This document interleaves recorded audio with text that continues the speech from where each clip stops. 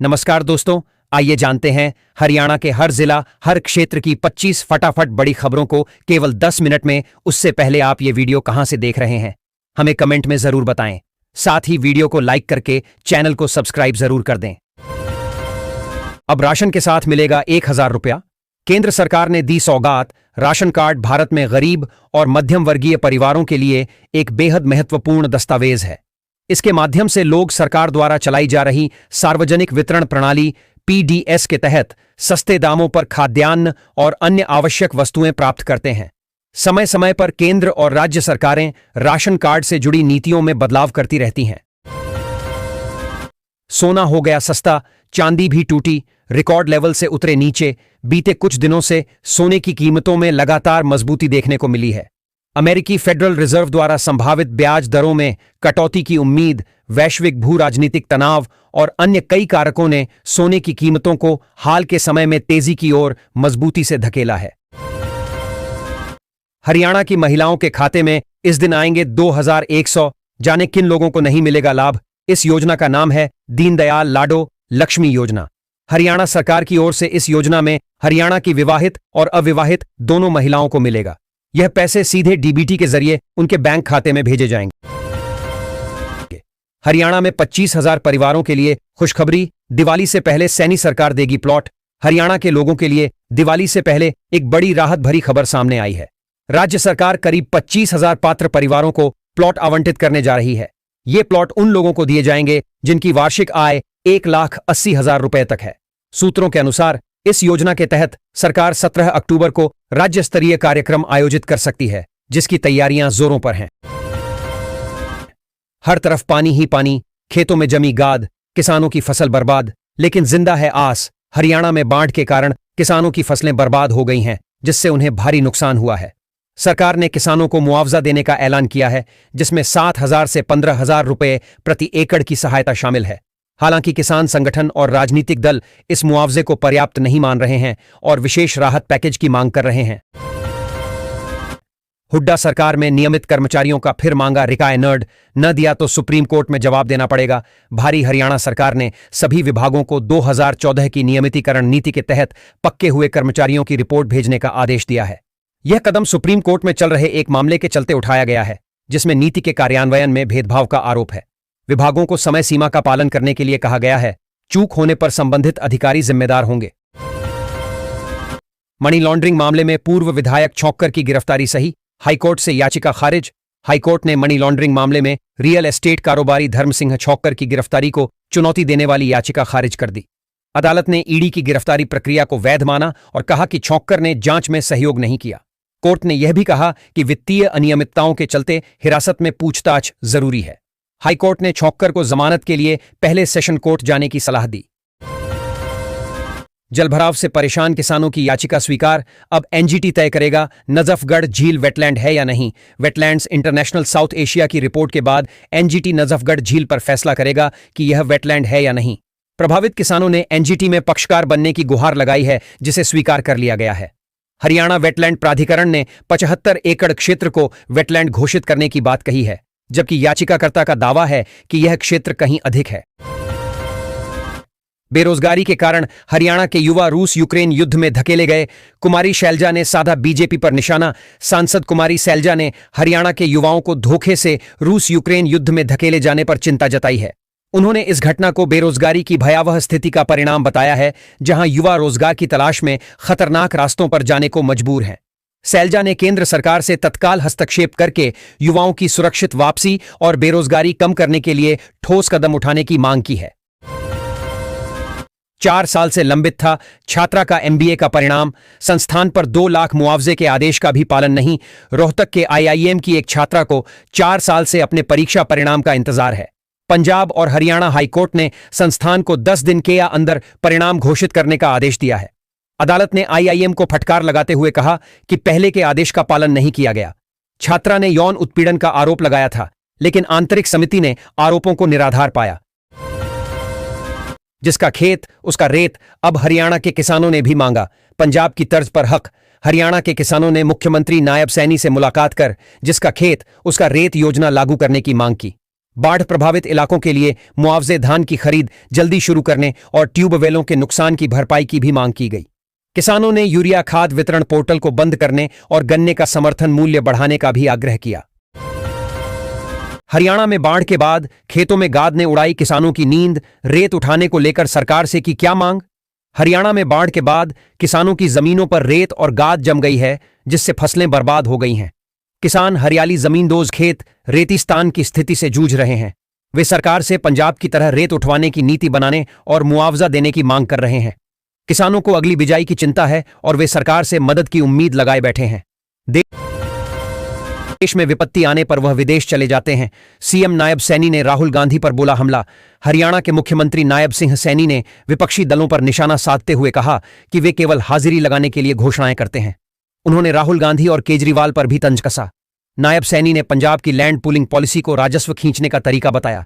उन्होंने सेवा पखवाड़ा कार्यक्रम में बाढ़ और आपदा प्रभावित लोगों को मुआवजा देने के लिए प्रधानमंत्री मोदी का आभार जताया। नौसेना भर्ती में बिना कारण अयोग्य ठहराया उम्मीदवार, हाईकोर्ट पहुंचा मामला। जानिए फिर क्या हुआ। पंजाब एवं हरियाणा हाईकोर्ट ने नौसेना भर्ती मामले में कहा कि भर्ती एजेंसी केवल अयोग्य लिखकर उम्मीदवार को खारिज नहीं कर सकती। कोर्ट ने पारदर्शिता और ठोस कारण की आवश्यकता पर जोर दिया।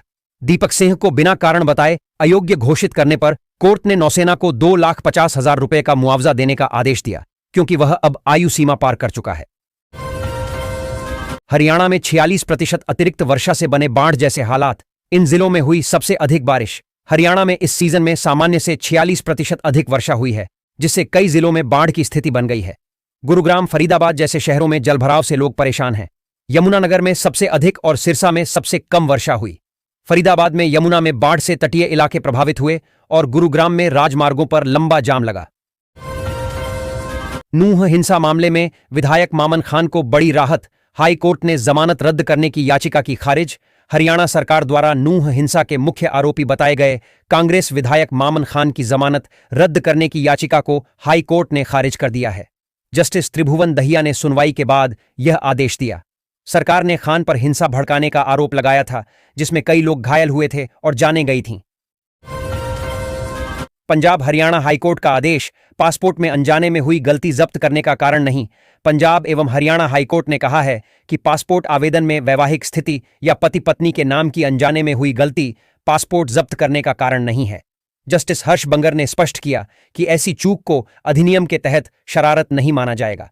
याचिकाकर्ता ने 2015 में पासपोर्ट नवीनीकरण के दौरान गलती से पूर्व पति का नाम भर दिया था, जिसके बाद पति ने शिकायत की थी।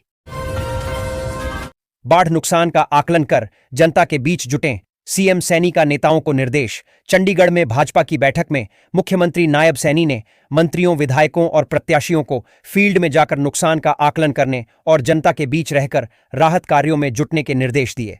प्रदेश अध्यक्ष मोहनलाल बड़ौली ने कहा कि भाजपा परिवार सेवा को ही धर्म मानता है। 17 सितंबर से 2 अक्टूबर तक सेवा पखवाड़ा मनाया जाएगा, जिसमें स्वच्छता अभियान और स्वास्थ्य शिविर जैसे कार्य होंगे। पिता मामा पर हत्या का शक, पुलिस पर भी उठे सवाल। मनीषा हत्याकांड में भड़काऊ पोस्ट डालने वालों की खैर नहीं। भिवानी में शिक्षिका मनीषा की मौत के मामले में सोशल मीडिया पर भड़काऊ पोस्ट डालने वालों के खिलाफ पुलिस ने कार्रवाई की है। 2 मामले दर्ज किए गए हैं और 1 पिस्तौल को लाइटर पाया गया। पुलिस अधीक्षक ने झूठी खबरें फैलाने वालों के खिलाफ सख्त कार्रवाई की चेतावनी दी है। साइबर सेल भी इस मामले में निगरानी रख रही है। पीएम श्री स्कूलों में विद्यार्थियों को बिना आईडी कार्ड नहीं मिलेगा। प्रवेश सितंबर के अंत तक मिलेंगे। फरीदाबाद के सरकारी स्कूलों में अब प्राइवेट स्कूलों की तरह विद्यार्थियों को आईडी कार्ड मिलेंगे। शिक्षा विभाग ने पीएम श्री स्कूलों के 4,500 विद्यार्थियों के लिए 2,22,000 रुपये का बजट जारी किया है। सितंबर के अंत तक आईडी कार्ड देने का लक्ष्य है। बिना आईडी कार्ड के स्कूल में प्रवेश नहीं मिलेगा।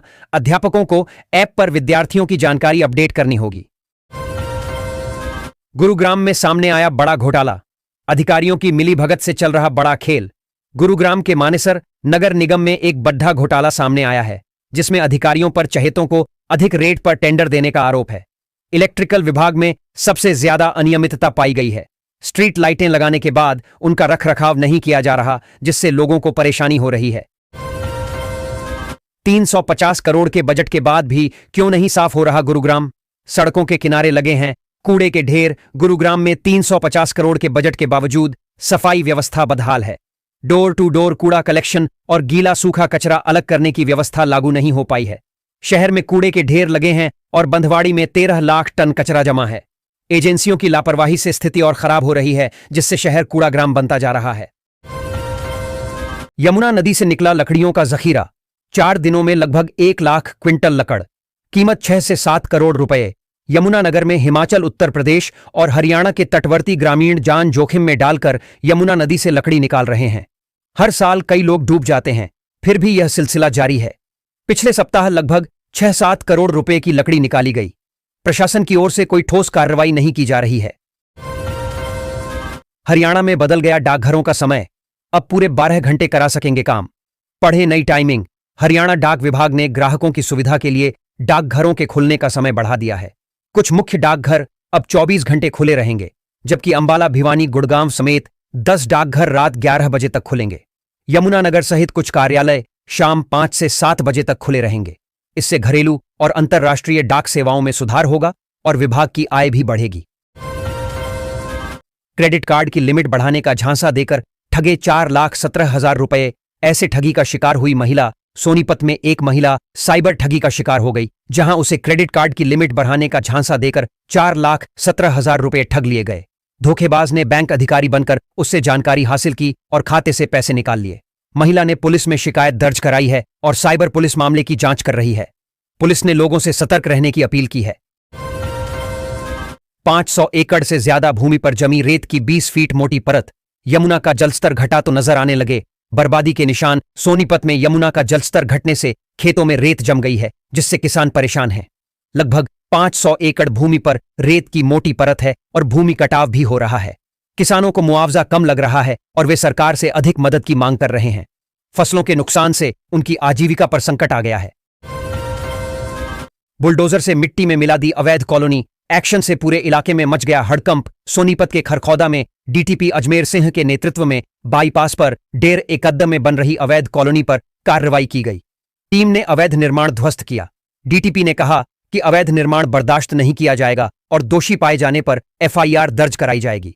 उन्होंने लोगों से जमीन खरीदने से पहले जांच करने की सलाह दी। कार्यवाही पुलिस की मौजूदगी में हुई।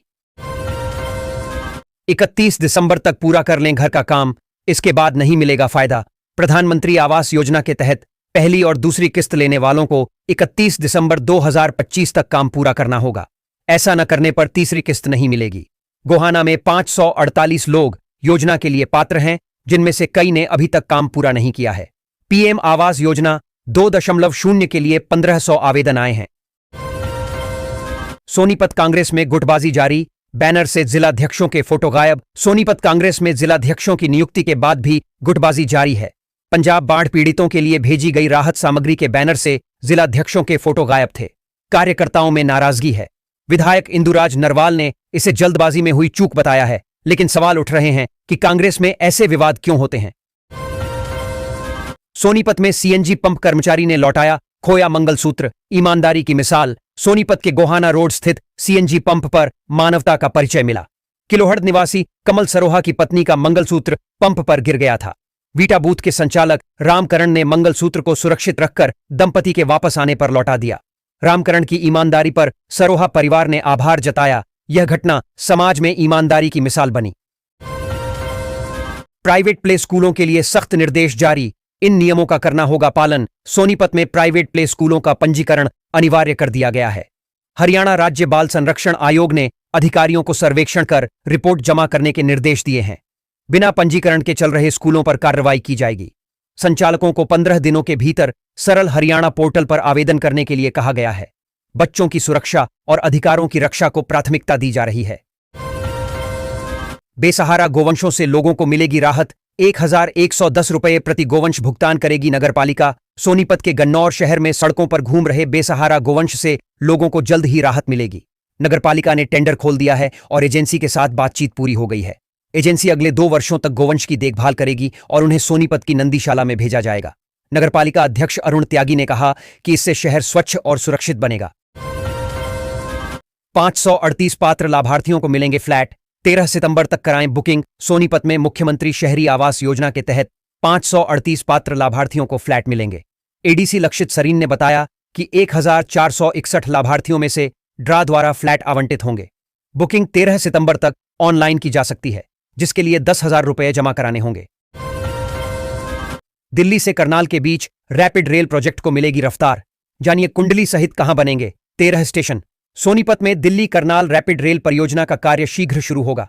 कुंडली मेट्रो स्टेशन के पास रैपिड रेल का स्टेशन बनेगा, जिसे एफओबी से जोधा जाएगा। परियोजना के लिए सोनीपत, पानीपत और करनाल में कार्यालय बनाए जाएंगे। यह परियोजना 5 साल में पूरी होगी, जिसमें 13 स्टेशन होंगे।